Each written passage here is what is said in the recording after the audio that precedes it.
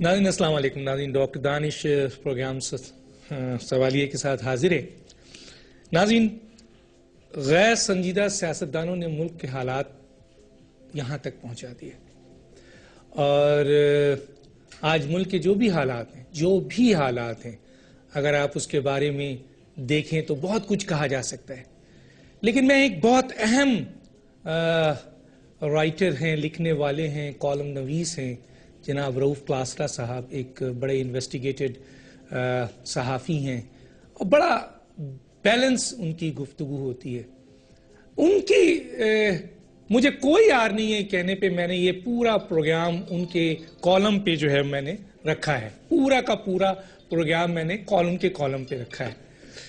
تو اس میں جس طرح انہوں نے ذکر کیا ہے کہ قومی اسمبلی میں آج لطیفے ہوتے ہیں، انہوں نے کہا کہ پاکستان کے سیاستدانوں کو یہ سمجھ نہیں آ رہا ہے کہ یہ ملک کیسے چلے گا. انہوں نے اس بات کا بھی ذکر کیا کہ پاکستان کے وزیر خزانہ اور ایک اہم اسپیکر اور دوسرے لوگ کس طریقے سے اپنی اولاد کو جو ہے وہ کروڑوں روپے گفٹ دے رہے ہیں، کس طریقے سے پیسوں کی مثلا ان کو صحیح طور پر پریزنٹ نہیں کر رہے ہیں. اور جس ملک میں معاشی بدحالی ہو وہاں کا وزیر اعظم خزانہ کیا کر رہا ہے. اسی طریقے سے انہوں نے یہ بھی بتایا کہ جس ملک میں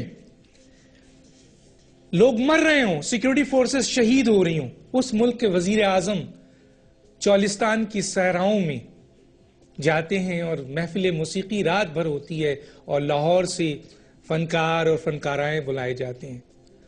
یہ چیز کیا ہے؟ کیا یہ بات صحیح ہے پھر کہ ہمارے ملک کے غیر سنجیدہ سیاستدان اور ان کے رویے نے ملک کو تباہی تک پہنچا دیا؟ ہمارے ساتھ آج گیسٹ ہیں اور ان کا تعارف کراتے ہیں. میرے ساتھ ہیں رؤف کلاسرا صاحب، اینالسٹ اینڈ کالمنسٹ، جن کا ذکر کیا. آپ کا بہت شکریہ سر، آپ نے ہمیں جوائن کیا. میرے ساتھ ہیں فواد چودھری صاحب، لیڈر ہے پاکستان پیپلز پارٹی پارلیمنٹرین کے، پاکستان پیپلز پارٹی پارلیمنٹرین کے. آپ کا بہت شکریہ سر، آپ نے ہمیں جوائن کیا. صدیق الفاروق صاحب، آپ کا شکریہ، آپ نے جوائن کیا، لیڈر ہے پاکستان مسلم لیگ نون کے. رؤف کلاسرا صاحب، آج کا آپ میری آواز سن رہے ہیں اور آپ کا ایک کالم میں نے 9/2/2014 اور 19/2/2014 جس میں آپ نے بہت کچھ ذکر کیا ہے اور یہ اس وقت جو ہے ایک آئینہ ہے. لیکن کچھ لوگوں کا سوال یہ ہے کہ آپ نے اس میں سے چند باتیں تو بتائی ہیں لیکن ڈیٹیل نہیں ہے. کیا کہیں گے اس کے بارے میں، ان چیزوں کے بارے میں؟ ڈاکٹر صاحب، ایک تو آپ کا بہت شکریہ کہ آپ نے بڑی عزت افزائی بخشی کسی بھی کالمسٹ کے لیے. یہ بہت بڑے اعزاز کی بات ہوتی ہے کہ آپ جیسا ایک ٹاپ اینکر اور بہت بڑا ایک آپ کا چینل ہے تو میرے ایک کالم کو اٹھائے اور اس سے پورا پروگرام کرے. میرے اتنے بڑے اچھے اور مزید دوست اس میں فواد چودھری صاحب ہوں یا جمہوریت کے لیے مارے ہیں کھانے والے یہ ہمارے دوست صدیق الفاروق صاحب ہوں، ان کو بلایا آپ نے. ایک تو ڈاکٹر صاحب آپ نے جو بات کے کالم میں بہت ساری چیزیں آئی ہیں، بہت ساری نہیں ہیں. آپ بھی اپریشیٹ کریں گے، لکھنے والے بندے ہیں، فواد بھی اور صدیق الفاروق صاحب بھی بڑے اچھے لکھتے ہیں، خود بھی ایک کالم نگار ہیں. ایک کالم کی مخصوص ایک اس کی لمٹ ہوتی ہے. مثلا جو ہمیں لمٹ دی گئی ہمارے ادارے کی طرف سے، ہمارے نذیر ناجی صاحب ہیں یا دوسرے ہمارے عمار چودھری صاحب ایڈٹ کرتے ہیں، ان کی لمٹ ہے کہ 1600 ورڈ سے زیادہ کالم نہیں ہونا چاہیے. اور میرا بھی یہی خیال ہے کہ کالم میں اور ایک مضمون میں فرق ہونا چاہیے کہ ایک انسان ایک ہی سٹنگ میں بیٹھ کے اس کو پڑھ لے. ایک مضمون لمبا ہو تو شاید آپ بھی بور ہو جاتے اور دوسرے بھی ہو جاتے. اس میں نے کوشش یہ کی جس کالم کو آپ نے اٹھایا ہے ڈاکٹر صاحب کہ میں زیادہ لمبے اس میں چکروں میں نہیں پڑا کہ آپ کے 1000 سے زیادہ پارلیمنٹیرینز ہیں جس میں 342 آپ کے ایم این ایز ہیں، آپ کے 100 کے قریب سینیٹرز ہیں یا بہت سارے زیادہ چاروں اسمبلی کے ممبران ہیں.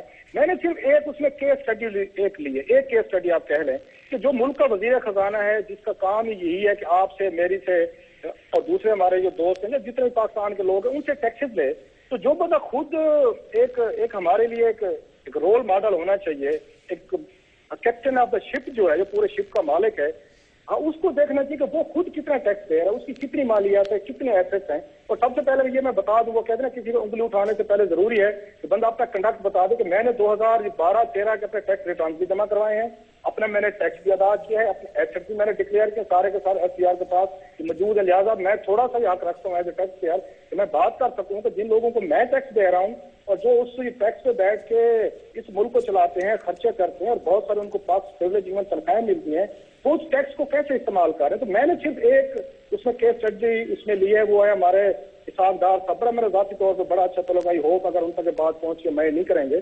ان کے ڈاکٹر صاحب بڑا انٹرسٹنگ کیس ہے. ایک تو جیسے آپ نے ذکر کیا کہ انہوں نے اپنے جو گوشوارے الیکشن کمیشن آف پاکستان کو جمع کروائے ہیں, اس میں جو انہوں نے اپنے موویبل ایسٹ دکھائے ہیں جن کو ہم کہتے ہیں, اس میں بینک کا کیش آ جاتا ہے, آپ کی سیونگ ہے, آپ کی گاڑی ہے, آپ کے کچھ زیورات ہیں, گھر کا فرنیچر ہے, تو اس طرح کی چیزیں جو آپ شو کرتے ہیں, انہوں نے ٹوٹل مالیت کیش کی دکھائی ہے. لیو الون ادر باتوں میں چھوڑ دیتا ہوں 2 منٹ کے لیے, وہ 55 کروڑ روپے کی دکھائی ہے انہوں نے اس میں. اب اس میں کیا یہ ہے, ان کے 55 کروڑ روپے کے ایسٹس ہیں ٹوٹل انہوں نے, اور یہ کیش میں بتا رہا ہوں کہ ان کا کیش کے قریب ہے. اور جو ان کی ایک ابھی ٹیکس ڈائری چھپی ہے, تو اس میں ڈار صاحب نے جو ٹیکس دیا ہے وہ 8 لاکھ روپے, تو میرے بہت کم ہے. جو مجھے دکھ کہ میں نے اس ملک کے 3 وزیر خزانہ ہیں, ایک اس میں اسحاق ڈار صاحب ہیں, اس کے بعد نوید قمر صاحب رہے ہیں وزیر خزانہ, سلیم مانڈی والا صاحب رہے ہیں. ان تینوں کے مجھ سے ٹیکس کم دیا ہوا ہے, اور میری بھی اس پہ جرنلزم چارج کے کوئی انکم نہیں ہے. ایک تھوڑی سی زرعی زمین ہے, لیکن وہ بھی میری آپ اس طرح کی نہیں ہے کہ میں اس میں سے کوئی بہت بڑا کلیم کر سکوں, بالکل تھوڑی سی ہے. تو میری یہ بڑی حیرانی کی بات تھی کہ جو اس ملک کے وزیر خزانہ ہیں, تو دن رات ہمیں بھاشن دیتے ہیں, ہمیں سکھاتے ہیں, پڑھاتے ہیں کہ آپ لوگوں کو ٹیکس دینا چاہیے, خود ٹیکس نہیں دے رہے بلکہ ٹیکس بچانے کے لیگل طریقے ڈھونڈے ہوئے ہیں. فار ایگزامپل ان کا 55 کروڑ روپے کا کیش ہے, انہوں نے کیا کام کیا اسحاق ڈار صاحب نے, اور جو قانونی طور پر یہ کہتے ہیں میں نے ٹھیک ہے, میں مان لیتے ہیں, آپ بھی مان لیں کہ ٹھیک ہے, لیکن آپ ذرا حرکت کو ملاحظہ فرمائیں. انہوں نے 55 کروڑ روپے میں سے 41 کروڑ روپیہ یہ شو کیا ہے کہ میں نے اپنے بیٹے کو قرض حسنہ دیا ہے. اس میں سے 10 کروڑ روپے انہوں نے یہ شو کیا کہ میں نے اس کو بینک میں سیونگ کے طور پر رکھا ہوا ہے. اب ذرا دیکھتے ہیں کہ سارے طریقہ واردات کیا ہو رہا ہے. اب جو ان کا ٹوٹل ایسٹ ہے, ایک اور چیز کے لیے کہ لوگ اس کو یہ نہ سمجھیں کہ میں نے 55 کروڑ روپے پہ ٹیکس نہیں دیا, میں نے کام پہ دیا ہے. انہوں نے ایک سپورٹ لے بھی ہوتا ہے 0.5% جو آپ ٹوٹل موویبل پہ دیتے ہیں, وہ اس کا ان کا 55 کروڑ پہ بنا ہے 27 لاکھ روپے.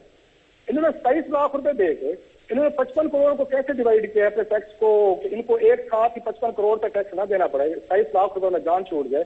انہوں نے اس میں سے 41 کروڑ کا شو کر دیا تو بیٹوں کو میں نے وہ دے دیا ہے, یہ اس کو قرض حسنہ دے دیا. اب بات ان کے پاس 10-12 کروڑ پہ 10 کروڑ سم تھنگ انہوں نے دکھایا میرے پاس بینک میں پڑا ہے. اس میں جو بینک میں سے ان کو پیسہ آ رہا ہے, جو سود مل رہا ہے ان کو, اس میں سے انہوں نے شو کیا کہ میں 1 کروڑ روپے کی چیریٹی دیتا ہوں. اب ذرا دیکھتے ہیں کہ 1 کروڑ روپے کی چیریٹی دے رہے, ٹیکس نہیں دے رہے. اب ٹوٹل جو انہوں نے انکم پہ یہ پیسے دیے ہیں 8 لاکھ روپے دیا ہے. اگر اس کو آپ ڈیوائڈ کریں ڈاکٹر صاحب, تو یہ بنتا ہے کہ اسحاق ڈار صاحب کی جو انکم ہے, انکم ٹیکس جو دیا ہے, آپ باقی ان چیزوں کو بھول دیں ذرا, انکم ٹیکس 8 لاکھ روپے, جس کا مطلب یہ ہے کہ ڈار صاحب کی مہینے کی آمدن جو ہے وہ 3 لاکھ روپے ہے. 3 لاکھ روپے میں انہوں نے دوسری کیا کیا چیز دیکھی, ان کا لائف سٹائل دیکھیں, ان کے 3-4 گھر اس میں دکھائے ہوئے ہیں, اس میں نوکروں کی فوج ہے آپ کو, 3 ان کے پاس بڑی گاڑی ہے, مرسڈیز ہے, لینڈ کروزر ہے, ایک اور ہے جن کی 1.5-2 کروڑ سے زیادہ کی انہوں نے مالیت دکھائی ہوئی ہے. ان کا لائف سٹائل جو ہے ڈاکٹر صاحب کا, ڈاکٹر صاحب ان کا ڈار صاحب کا, وہ کہتے ہیں کہ میری مہینے کی 3 لاکھ روپے انکم ہے, اس میں سے میں آپ کو 8 لاکھ روپیہ سال کا ٹیکس دے رہا ہوں.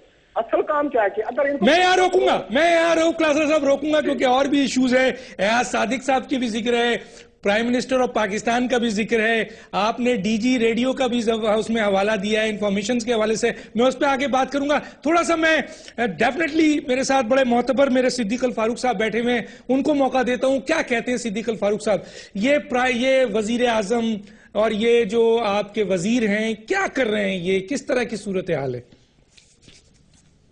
بسم اللہ الرحمن الرحیم. ڈاکٹر صاحب بہت شکریہ. پہلے تو میں آپ کے چینل کے مالک اور جو بھی ان کی حیثیت تھی, حاجی عبدالرزاق یاسین صاحب کی وفات پر افسوس کا اظہار بھی کرتا ہوں, اور فاتحہ خوانی بھی اللہ تعالیٰ انہیں معاف فرمائے اور انہیں اعلیٰ جنت میں اعلیٰ مقام عطا فرمائے, اور اللہ ہمیں بھی توفیق دے کہ ہم اچھے کام کریں. دوسری بات یہ ہے ڈاکٹر صاحب کہ آپ نے بڑی مہربانی کی اور صبح کو 10:30-11 بجے مجھے فون فرمایا.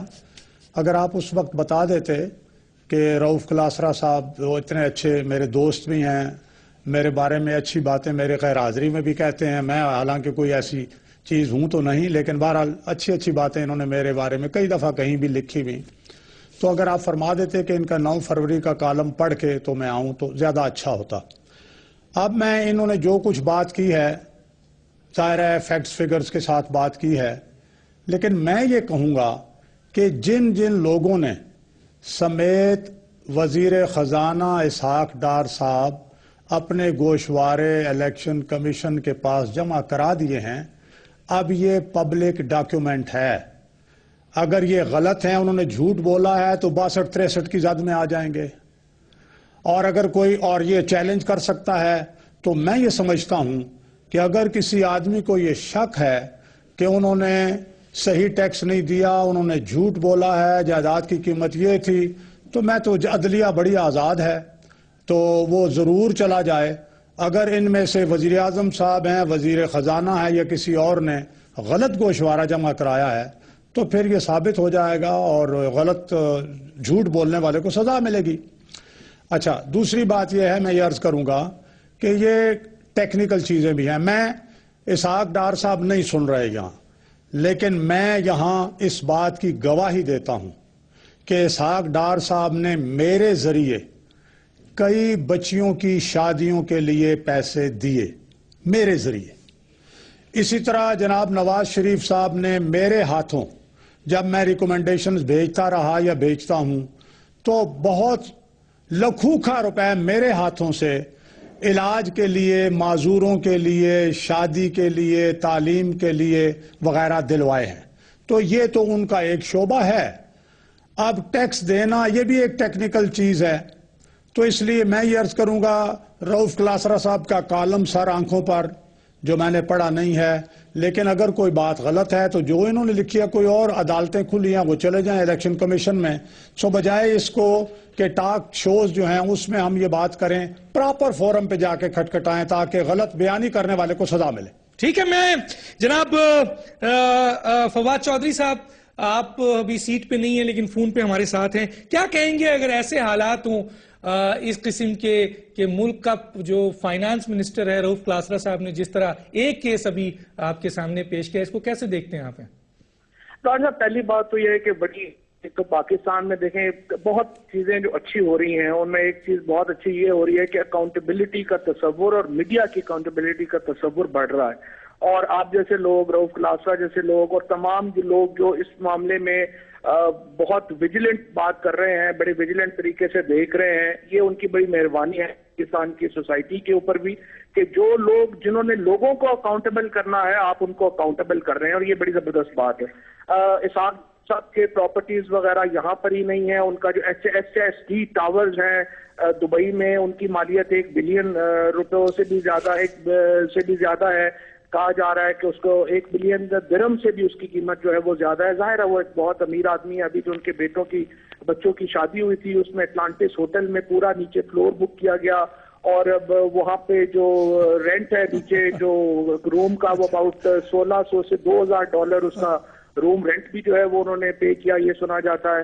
اب ایشو یہ ہے کہ اس طرح کے جو لوگ ہیں ان کو اکاؤنٹیبل بنانا میڈیا کے لیے بہت امپورٹنٹ ہے اور بڑا ضروری ہے. صرف یہ جو نواز شریف صاحب کی آپ نے شروع میں آگے بات کی ہے کہ انہوں نے چولستان میں جو ہے وہ گانے سنے، تو خدا کا شکر ہے کہ انہوں نے کوئی نارمل بات کی ہے، کوئی گانے سنے ہیں، کوئی اس طرح کی. اس پہ رؤف کلاسرا صاحب کو میں کہوں گا کہ یار اس طرح کی باتوں پہ ان کو نہ کریں. ان کو چاہیے کوئی آرٹ میوزک اس طرف آئیں. ہمارے تو یہاں پہ سوسائٹی میں داخل سکتا ہے آلریڈی، اور اگر وزیر اعظم صاحب یہ کر رہے ہیں تو اس پہ نہ ان کو چھیڑیں، اور نہ ٹیکسوں پہ ادھر ادھر وہ ان کی اکاؤنٹیبلٹی ضرور ہونی چاہیے، بٹ سوسائٹی کو کھلنے بھی دیں. اس پہ وزیر اعظم صاحب کے اوپر اعتراض نہ کریں. باقی یہ ہے کہ جوں آپ لوگ معاملہ آگے چلے گا پاکستان میں اکاؤنٹیبلٹی بڑھے گی، ہر بڑے آدمی کو جواب دہ ہونا پڑے گا. جواب دہ ہو رہا ہے، اور یہی پاکستان میں ایک ترقی کی نشانی ہے جس کی طرف ہم دیکھ رہے ہیں. ٹھیک ہے. مجھے ایک بریک کے لیے کہا جا رہا ہے، میں بریک کے بعد آ کے ایک جملہ میں عرض کروں. ایک جملہ کر دیں بالکل کر دیں. میں عرض کروں پھر بریک پر چلے جائیں. صرف یہ کہ بہت اچھی، آج تو بہت ہی اچھی باتیں کی ہیں اپنا ہمارے فواد چودھری صاحب نے. جی میں صرف یہ عرض کروں گا کہ واقعی دبئی میں ان کا کاروبار میرے بھی علم میں ہے اور سنایا، لیکن اگر دبئی میں کاروبار کا ٹیکس وہ پاکستان میں تو نہیں دیں گے نا. چلے اب بریک. میں بریک پہ جاتا ہوں. اس کا جواب فواد چودھری صاحب دیں گے. ناظرین ایک چھوٹا سا بریک لیں گے. بریک کے بعد آنے کے بعد رؤف کلاسرا صاحب نے اپنے کالم میں بہت اہم باتیں اور بھی پیش کی ہیں, اور اس قسم کے کالم جو آتے ہیں, ہم ہمیشہ کسی نہ کسی اچھے کالمسٹ جو کہ بڑے دلائل کے ساتھ بڑی اچھی طریقے سے فیکٹ اینڈ فگر سے جب وہ چیز لاتے ہیں تو یہ فرض ہے ہم سب کا, میڈیا کا, کہ ہم اتنے بڑے اچھے انویسٹیگیٹڈ رپورٹس کو, اتنے اچھے کالم کو اور بہترین کو, کہ آپ وزیر اعظم ہیں, یہ بڑے بڑے منسٹرز ہیں, یہ بڑے بڑے قومی نمائندے ہیں, یہ عوام کی پراپرٹی ہے, ان کی ایک ایک چیز پر نظر ہوتی ہے, ان کی دوسروں کی نہیں, سیاستدان ہے, یہ عوام کی پراپرٹی, ان کی نظر ہونی چاہیے کہ یہ کیا کر رہے ہیں اور اس وقت ملک کہاں کھڑا ہے اور یہ لوگوں سے کیا مانگ رہے ہیں, دنیا میں کیا کہہ رہے ہیں اور خود کیا کر رہے ہیں. تو یہ اگر اس طریقے سے محنت کر کے اتنے بڑے بڑے انویسٹیگیٹڈ جو ہے اگر رپورٹس آتی ہے, تو اس قسم کے جو رپورٹ لانے والے رؤف کلاسرا صاحب جیسے لوگ ہیں, ان کی بڑی حوصلہ افزائی ہونی چاہیے اور ہمیں پورا کا پورا پروگرام ان کے اوپر کرنا چاہیے. ایک چھوٹے سے بریک پہ واپس آتے ہیں. ویلکم بیک ناظرین. رؤف کلاسرا صاحب آپ دونوں کا جو بھی جواب دینا چاہیں, لیکن کیونکہ آپ کے کالم کے حوالے سے بات ہو رہی ہے, اس میں آپ نے جہاں کچھ چیزوں کا ذکر کیا ہے وہ میں آپ کے سامنے رکھ دیتا ہوں. آپ نے محترم وزیر اعظم کے بارے میں بتایا ہے کہ جی انہوں نے چاند کے سرد صحرا میں محفل موسیقی رات بھر سنتے ہیں اور لاہور سے فنکار اور گلوکار بلائے جاتے ہیں, اور جس کے لیے 4000 جو پولیس مامور ہوتے ہیں. اور آپ نے یہ بھی ذکر کیا کہ اس علاقے میں جو ہے وہ 75 غیر رسمی اسکول بند ہیں, 75 اسکول جو ہے اس طریقے کے بند ہیں اور ہزاروں بچے تعلیم سے محروم ہیں. ایک تو یہ ذکر کیا. دوسرا آپ نے یہ بھی کہا ہے کہ ایاز صادق کا بھی ذکر کیا ہے کہ انہوں نے بھی اپنے ریٹرن میں قرض حسنے کے لیے کروڑوں روپے اپنے بچوں کو شو کیا. اس کے ساتھ ساتھ آپ نے فہمیدہ مرزا کے 87 کروڑ کا بھی ذکر کیا ہے کہ فہمیدہ مرزا کے 87 کروڑ جو ہیں انہوں نے رائٹ آف کیے ہیں, معاف کرائے ہیں, جو مرزا شوگر ملز تھی. اس کے علاوہ آپ نے ایک بہت اہم بات بھی کہی ہے, اور وہ ہے کہ رومانہ کاکڑ ایک بہت اچھی اور پڑھی لکھی بلوچستان سے آئی ہوئی خاتون ہے, جن کے ساتھ آپ کا کہنا ہے کہ ایاز صادق صاحب کا رویہ بہت خراب ہے. اور اسی طریقے سے D G radio Pakistan Samina Parvez 25 نومبر کو رجسٹر کرواتی ہیں کمپنی کو, 6 دسمبر کو کروڑوں روپے مل جاتے ہیں, اس پر آڈیٹر کی بھی رپورٹ ہے. کیا کہیں گے ان تمام باتوں پہ؟ ڈاکٹر صاحب بڑے آپ نے اہم ایشوز کو ان کو دوبارہ ہائی لائٹ کیا ہے اور بڑا اچھا کیا. یہ چیزیں سامنے آنے چاہیے تھے کیونکہ ایک ریڈرشپ ہماری اپنی ہے, ایک جو ویورشپ ہے وہ بہت بڑی ہوتی ہے آپ کے پروگرام کی, جو overall broadcasting media کی. ایک تو میں جو صدیق فروخ صاحب نے بڑی اچھی اور ریزنیبل باتیں کی ہیں, ماسک سے بڑی ہمت اور جرأت چاہیے اپنے وزیر اعظم کے بارے میں یا ایمان اپنے وزیر خزانہ کے بارے میں اس طرح کہنے کی کہ بالکل اگر غلط کیا ہے تو ان کا اپلیکیبل ہونی چاہیے. اور عدالتیں آزاد ہیں, پتہ نہیں کون سے دور کی عدالتیں ہیں, آزاد ہیں. پہلے والی عدالتیں اگر آزاد تھی, کچھ نہ کچھ ان کا خوف تھا, ڈر تھا, تو موجودہ عدالتوں کا میں کھلے عام کہہ رہا ہوں ان کا کوئی ڈر نہیں ہے, کسی کو ڈر نہیں ہے. 3-4 مثالیں دے دے تو پتہ نہیں کیسی عدالتیں آزاد ہیں. طارق ملک کا کیس ہوا نادرا چیئرمین کا, سر جج صاحب نے انتظار فرمایا کہ جب تک طارق ملک ریزائن نہیں کرتے, انہوں نے 1 مہینہ ورڈکٹ نہیں سنائی. انہوں نے ریزائن کیا, ان کو ہراساں کیا گیا, ان کے ساتھ کئی ڈلٹی ٹرکس کھیل گئے. وہ لمبی کہانی ہے, آپ کو کسی دن وہ خود سنا دیں گے. اس کے بعد استعفیٰ دے دیا, 2 دن بعد ان کی ججمنٹ آ گئی. سر اس وقت تک وہ جا چکے تھے, یہ عدالت آزاد تھی. اس کے بعد پیمرا کے چیئرمین کو ہم نے دیکھا سر, ان کے ساتھ یہی کچھ ہوا اور ان کا جس طریقے کا حشر کیا گیا وہ آپ کے سامنے ہے. تیسرا ہم نے دیکھا AGPR تھے یہاں پہ, AGPR کے کیس میں بھی یہی دیکھا, حکومت نے کہا کہ ہم تو نہیں مانتے, ہم تو نہیں کرتے. بالکل اس پہ عدالتیں کوئی ایکشن نہیں لے رہی. عدالتیں فیصلے اگر کر بھی رہی ہیں تو ان کو مانتا کوئی نہیں ہے. یہ عدالت کا کام بھی ہے, میں سمجھتا ہوں اپنے فیصلے اس طرح کے آنے چاہیے. اگر نہیں منوا سکتی تو میرا خیال ہے اس طرح کے فیصلے کرنے کا کوئی فائدہ نہیں ہے. ڈار صاحب اور وزیر اعظم صاحب تو بہت بڑی بات ہے سر. یہاں تو آپ نادرا کے چیئرمین اور پیمرا کا ایک چیئرمین یا AGPR جو ہے ان تک بات ہو سکتی ہے. عدالتوں میں اتنی ضرورت ہو کہ وہ ڈار صاحب یا وزیر اعظم صاحب کو بلا سکیں. جو میرے دوست سوال چوہدری صاحب کہہ رہے تھے, بالکل ان کی بات ٹھیک ہے.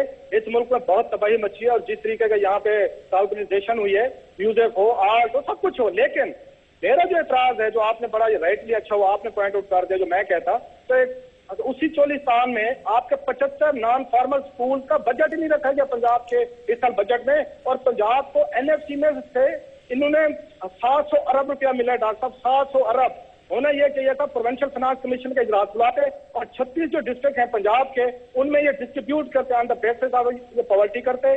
یہ اس کے بعد آباد کی بیکورڈنیس وہ کسی کو کچھ پتہ نہیں ہے, اس کا اجلاس نہیں ہو رہا اور یہ بہت بڑا غیر قانونی کام ہو رہا ہے جو پنجاب حکومت کر رہی ہے اور باقی حکومتیں بھی کر رہی ہیں. وہ بھی پروونشل فائنانس کمیشن نہیں بناتی, لاہور کراچی اور اس پہ دولت ہو رہی ہے. اس لیے چولستان کے سکولوں کے لیے بجٹ ہی نہیں رکھا گیا جہاں پہ جا کے 4000 پولیس والے بلائے گئے, ملتان بلائے گئے.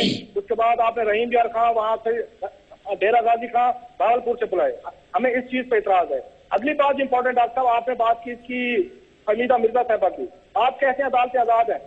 حمیدہ مرزا کے خلاف جاسمین شاہ نے جا کے ثبوت پیش کیے وہاں سپریم کورٹ میں بھی, اور یہ الیکشن کمیشن کے سامنے جو بابے بیٹھے ہمارے بوڑھے ریٹائر بیٹھے ہیں ان کا کلب ہے, اور باقاعدہ بینکوں کی یہ میں نہیں کہہ رہا, یہ باقاعدہ وہاں پہ نیشنل اسمبلی کی لائبریری میں ریکارڈ پڑا ہوا ایک کوشچن آیا تھا جس میں پوچھا گیا تھا کہ پاکستان کے کون کون سے لوگ ہیں جن نے پچھلے 5 سالوں میں لون رائٹ آف کروائے ہیں. کہ اس میں حمیدہ مرزا صاحب اس وقت اسپیکر تھی جب ان کا نام آیا ہے اور اس کو دبایا تھا انہوں نے, جو میں نے کہیں سے فائل نکلوا لی. یہ بینکوں نے بتایا ہے کہ 87 کروڑ روپے کا ٹوٹل لون انہوں نے رائٹ آف کروایا ہے. اگلا آپ نے بات کی ڈی جی ریڈیو کی, مجھے فون آیا جب میں نے اسکینڈل بریک کیا, پرویز رشید صاحب کا بڑے جذباتی تھے. انہوں نے کہا راؤف صاحب آپ دیکھیے گا 48 گھنٹے میں رپورٹ آ رہی ہے اور میں کیا کرتا ہوں, 48 گھنٹے کو 48 دن ہو گئے, اس پہ ایڈیٹر جناب پاکستان کی رپورٹ آ گئی ہے. انہوں نے کہا ہے کہ کرپشن ہوئی ہے.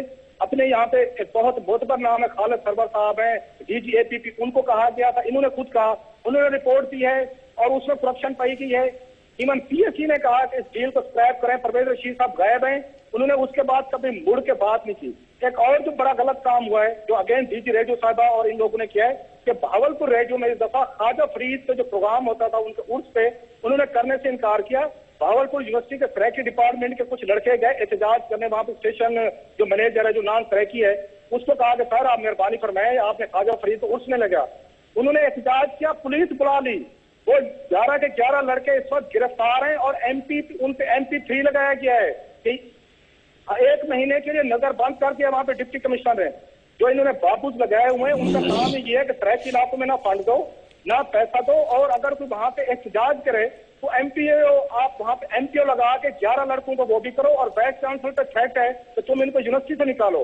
یہ وہ ایٹیچیوڈ ہے. آپ کس طرح فیڈریشن کو چلاتے ہیں, آپ کس طرح صوبے کو چلاتے ہیں کہ 700 روپیہ ملتا ہے اور مجھے نہیں پتا ضلع علیہ کو کتنا ملا ہے, جیلم کا کچھ, جیلم کو کیا ملا ہے, پنڈی میں بیٹھے ہمارے صدیق فروخ صاحب ان کو کیا ملا ہے.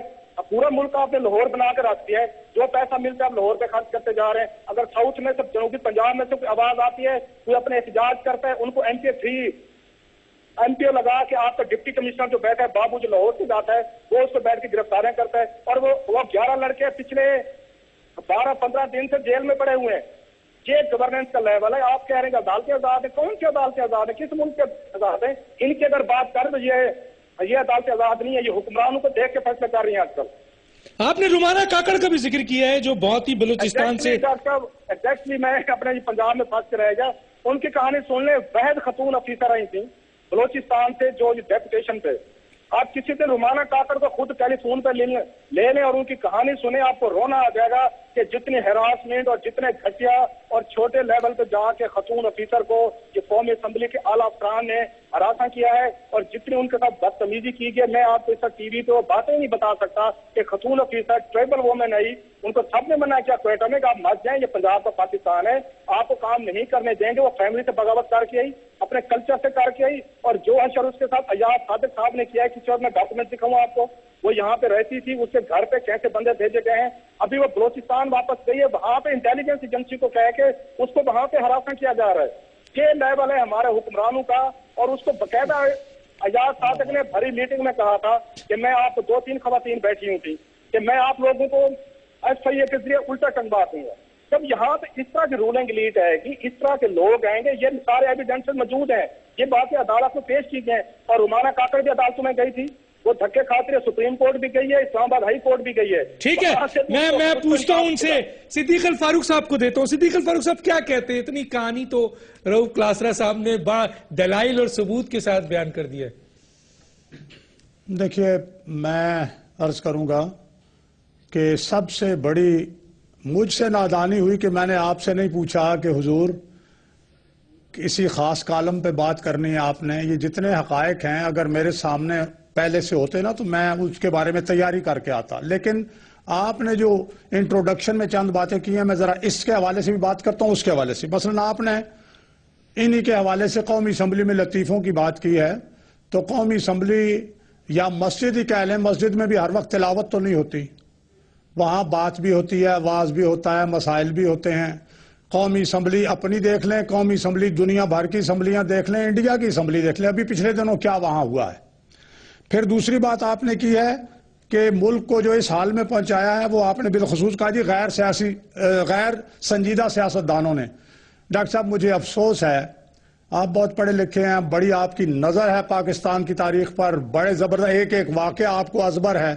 آپ کو وہ 4 مارشل لا ایڈمنسٹریٹرز بھول گئے جنہوں نے اس ملک کو برباد کیا، جنہوں نے اس ملک کو 2 ٹکڑے کیا، جن کی وجہ سے دہشت گردی کے ہم چنگل میں پھنسے ہوئے ہیں. یہ سب سے زیادہ نقصان اگر کسی نے اس پاکستان کو پہنچایا ہے، اس کو آدھا کیا ہے، دریا چلے گئے، اس کے سیاچن گلیشر چلا گیا، کارگل کا واقعہ ہوا، یہ دہشت گردی ہوئی. یہ حضور یہ 4 آئین شکن لوگ تھے، آئین توڑنے والے، اور شکر ہے خدا کا کہ ایک آئین توڑنے والے کا اس وقت جو ہے وہ ٹرائل ہو رہا ہے. یہ بھی اللہ تعالیٰ کا کرم ہے. اچھا میں آپ سے کاؤنٹر نہیں کروں گا، میں اس کا میرے پاس بہت جواب ہے لیکن میں دوں گا نہیں. مجھے صرف ایک بات کا جواب دے دے، ایک بات ریلیٹڈ. اگر وزیر اعظم واقعی چولستان گئے ہیں، راتوں کو وہاں موسیقی سنتے ہیں، صبح رات بھر، اور لاہور سے اور دوسری جگہوں سے فنکاروں کو بلایا جاتا ہے، اور 4000 پولیس والے وہاں کھڑے ہوتے ہیں، اور چولستان کے غریب تعلیم محروم ہیں، وہاں اسکول بند ہیں، ان کا بجٹ نہیں ہے، پاکستان کے لوگ مر رہے ہیں، پاکستان کے جو ہے وہ کیا کہتے ہیں فوجی شہید ہو رہے ہیں، اور ریاست کو خطرہ ہے، اور وزیر اعظم جو ہے وہ چولستان کی یہ ہے ان کا. اس کے اوپر اگر ایسا ہے، اگر ایسا ہے جی میں اسی پر آتا ہوں جناب. میں آ رہا ہوں. بات یہ ہے جی کہ اسی چولستان میں اگر کوئی موسیقی کا پروگرام ہوتا ہے، یا شہر میں ہوتا ہے، یا یہاں آپ پاکستان میں اسلام آباد میں لاہور میں آپ دیکھیں کتنے میوزیکل پروگرامز ان ہوٹلوں میں اور دوسری جگہ ہوتے ہیں، اور اگر وزیر اعظم وہاں جاتا ہے تو یہ بھی تو دیکھیں کہ وزیر اعظم دہشت گردی کے خلاف کیا کر رہا ہے، وزیر اعظم اکانومی کے لیے کیا کر رہا ہے. آج چین جو ہے وہ 10 ارب US کی انویسٹمنٹ کا معاہدہ کرتا ہے. آج چین کے تعاون سے کراچی میں 2400 میگا واٹ کا جو سول نیوکلیر انرجی کا اسٹیشن لگتا ہے. سر اس کو آج 6600 میگا واٹ کا جو ہے وہ سولر. ایک منٹ میری بات سنیں. رؤف کلاسرا صاحب کو اپنے بان انٹرپٹڈ سنا ہے، میری بات بھی سنیں. تو جناب کول پارک لگتا ہے گڈانی میں، اور وہاں لوگ آ رہے ہیں. آج جناب تربیلا 4 اور تربیلا 5 جو ہے 2400 میگا واٹ پان بجلی ان کا افتتاح ہوتا ہے. آج سولر پارک چولستان میں بنتا ہے، اور 1000 میگا واٹ. آج امریکہ جو ہے وہ 1400 میگا واٹ جو ہے وہ ونڈ انرجی کے لیے آگے بڑھ رہا ہے. آج UAE یہاں آ رہا ہے، آج دوسرے ملک یہاں آ رہے ہیں.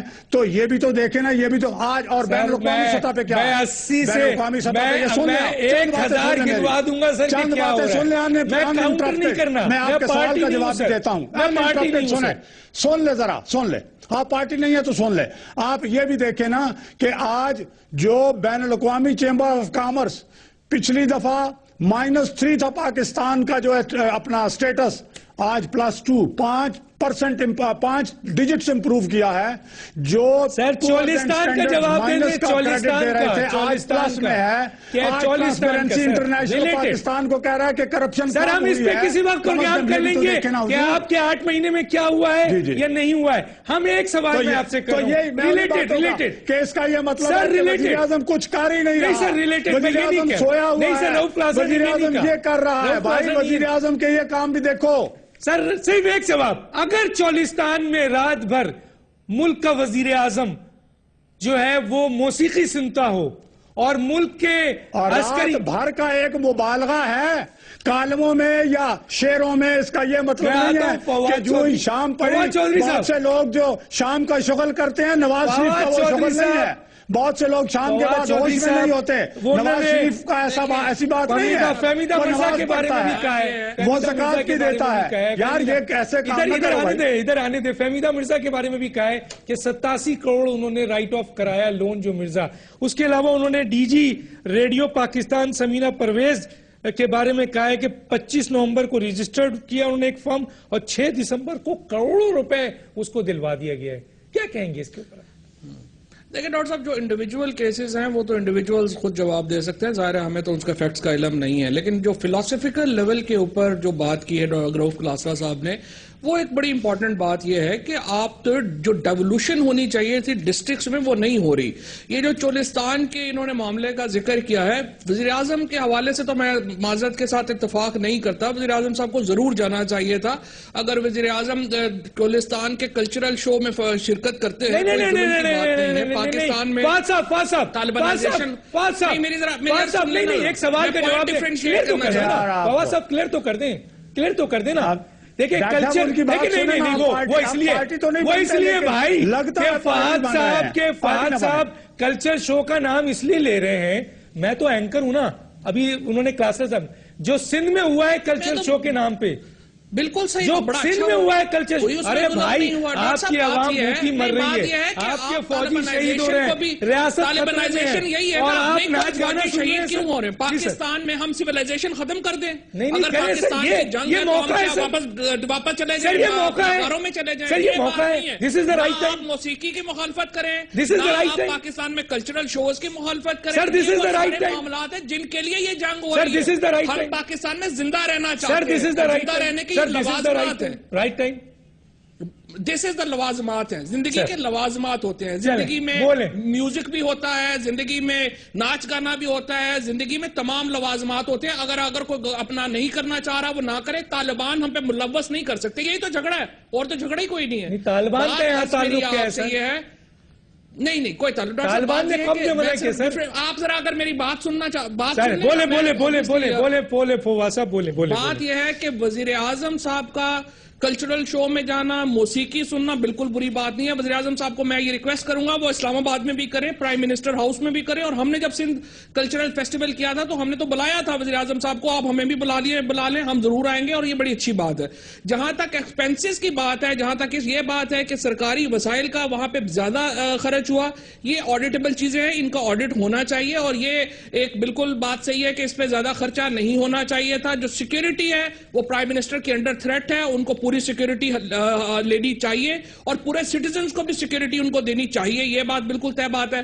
تیسری بات جو آپ نے یہ کر رہے ہیں، جو بنیادی جو رؤف نے جو پوائنٹ اٹھایا ہے، اصل میں جو پیپلز پارٹی نے ایک بڑا زبردست کام کیا 18ویں ترمیم کے نتیجے میں کہ اسلام آباد کے ریسورسز توڑ کے پروونسز کو دے دیے ہیں. اب پروونسز سے ڈسٹرکٹس کو نہیں جا رہے ہیں. یہ پاکستان میں ایک بنیادی مسئلہ ہے اور یہ وہ پاکستان میں مسئلہ ہے جس کو ہمیں ڈیل کرنے کی اس وقت ضرورت ہے. کہ پاکستان میں جو بیوروکریسی کی ایک آپ نے پولیٹیشنز کے اوپر کی اپنے جو مثالیں دی ہیں، آپ کو اس سے ہزارہ زیادہ مثالیں مل جائیں گی بیوروکریٹس کی، جہاں پہ ان لوگوں نے جتنے پیسے بنائے ہیں پورے پولیٹیشنز نے تو مل کے اس کا عشر اشیر نہیں بنایا ہوا. اگر ہم انڈیویجول مثالوں میں چلے جائیں اس کی بے شمار مثالیں ہیں، لیکن کانسیپچولی ہمیں بیوروکریسی کی جو ہمارے ہاں وسائل کے اوپر ایک بن گئی ہوئی ہے منوپلی، اس کو توڑنا ہے. ہمیں ڈسٹرکٹ گورنمنٹس کو بحال کرنا چاہیے ہر صورت میں. اور پاکستان میں جو ڈیولوشن ہے وہ ہونی چاہیے اور اس کو ہمیں مزید آگے لے کے جانا چاہیے. بالکل آپ نے جو بات ڈیولوشن کی کہی ہے، لوکل گورنمنٹس کی کہی ہے، نیچے تارک نے یہ ایکسلنٹ باتیں ہیں اور بہت بڑی باتیں اور یہ ہونا چاہیے. بہرحال ناظرین ایک چھوٹے سے بریک میں چلتے ہیں. ایک چھوٹا سا بریک ہے، پھر واپس آتے ہیں. پھر آپ ہی لوگوں سے بات کرنی ہے میں نے دوبارہ. ایک چھوٹا سا بریک ناظرین.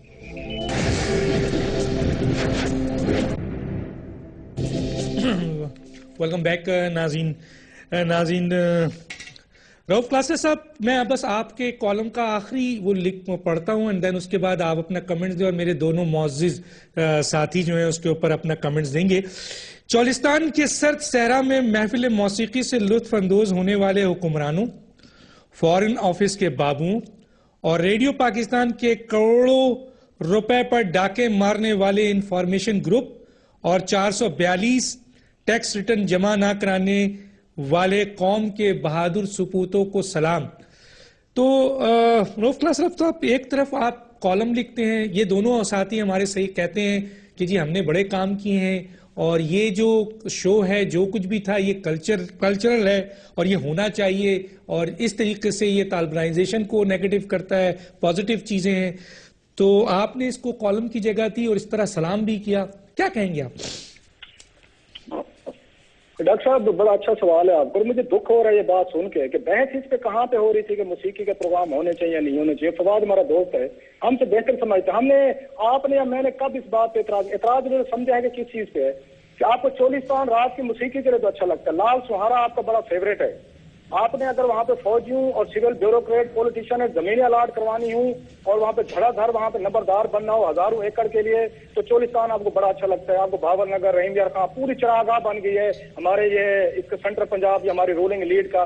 فوجی بھی وہیں زمینیں لیتے ہیں, پولیٹیشین بھی مزے کرتے ہیں. ڈاکٹر صاحب کو کلیئر کر دینا کہ جو نیریٹو آپ کا ہے وہ میوزک کے خلاف نہیں ہے.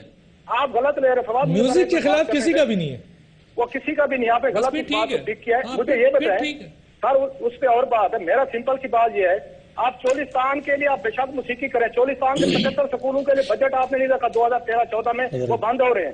میرا اعتراض پہ تھا کہ وزیر اعظم جہاں پہ جاتا ہے وہاں پہ اسکول بند ہے. اب آپ جو 1500 بچہ وہاں پہ بیٹھا ہے جو موسیقی کا یہ خرچہ فرمائے تو 1500 بچہ اسکول میں نہیں پڑھے گا, طالبان نہیں بنے گا تو کون بنے گا. ایک چیز ہمارا اس پہ اعتراض ہے. جو دوسری بات آپ نے کہا ہے کہ یہ کلچرل ایونٹ ضرور کریں. میں آپ کو سندھ کی مثال دے دیتا ہوں. اسی پہ نہ ختم کریں. 22 بچے سر, 22 بچے وہاں پہ ایکسیڈنٹ ہوتے نواب شاہ میں. یہ آپ کے صدر پاکستان صاحب کا گھر ہے. وہاں پہ ہسپتال نہیں تھا کہ ان 22 بچوں کا علاج ہوتا. ان کو اٹھا کے حیدرآباد لے گئے. حیدرآباد میں ان بچوں کا علاج نہیں ہو سکتا تھا. ان کو اٹھا کے کراچی آغا خان میں لے کے آئے. جس آپ کے صوبے میں, آپ کے پاکستان کے صدر کے شہر میں ایک اچھا ہسپتال نہیں ہے کہ وہاں پہ غریب بچے اپنا علاج کروا سکے, ایکسیڈنٹ کروا سکے. ان کو بھی موقع دیں, ان کو بھی. لاسٹلی سر, لاسٹلی بات, یہ جو ہمارے ٹیکسز سے آ کے عیاشیاں کرتے ہیں, قرضے معاف کرواتے ہیں, تنخواہیں لیتے ہیں, ضرور کریں. لیکن اگر 442 MLA جمع نہیں کرے گا وہ کبھی بھی وہاں اسی پہ ختم کرنا ہے آپ نے. چھوڑتے جائیں تو آپ بھی کر رہے ہیں. ڈاکٹر صاحب بس میں آپ کو دے رہا ہوں روم کلاسز صاحب. اچھا میں فہد چودھری ایک بات صحیح ہے, ان کو ٹائم ملنا صحیح ہے. نواز شریف کو ڈیفینڈ کیا, نواز شریف نے اٹھا کے مشرف کے وزیروں کو وزیر بنا لیا ہے. آپ پھر بھی ڈیفینڈ کرتے رہے حضور, ایسے ہی کرتے رہیں گے. صدیق الفاروق صاحب کو میں دے رہا ہوں, صدیق الفاروق کو دے رہا ہوں. لیکن فہد چودھری میرا اعتراض, صدیق الفاروق میرا اعتراض موسیقی نہیں ہے. میرا اعتراض یہ ہے کہ وزیر اعظم پارلیمنٹ میں نہیں جا سکتے لیکن چولستان جا سکتے ہیں. یہ اعتراض ہے صرف. یہ صحیح جناب ٹھیک ہے, میری بات سنیں. میں یہ عرض کروں گا پارلیمنٹ میں بھی جانا کہ اس چولستان میں جس لال سہارا کا ذکر میرے بھائی رؤف کلاسرا نے کیا, ذرا وہاں وائلڈ لائف کے لیے کتنا کام نواز شریف نے کیا, ذرا وہ بھی جا کے دیکھیں. دوسری بات یہ ہے کہ اسی چولستان کے علاقے بہاول نگر کا چشتیاں دانش سکول جو ہے وہ میں نے پچھلے مہینے جا کے وزٹ کیا. جا کے دیکھیں کہ وہاں یتیم, یسیر, دیہات کے رہنے والے غریب بچوں کو کیا سہولتیں, کیا ماحول, کیا معیار تعلیم ہے. میں نے ایک کلاس کو وزٹ کیا, بچوں کو دیکھا, ان کی معلومات, انفارمیشن ٹیکنالوجی, کتنے انہوں نے میڈلز لیے انٹرنیشنل لیول, یہ بھی دیکھیں. ایک بات یہ ہے کہ دوسری بات آپ سن لیں, دوسری بات ہے عدلیہ کی. میں یہ عرض کروں گا بلا شبہ سیدنا عمر فاروق کا دور تو واپس نہیں آئے گا.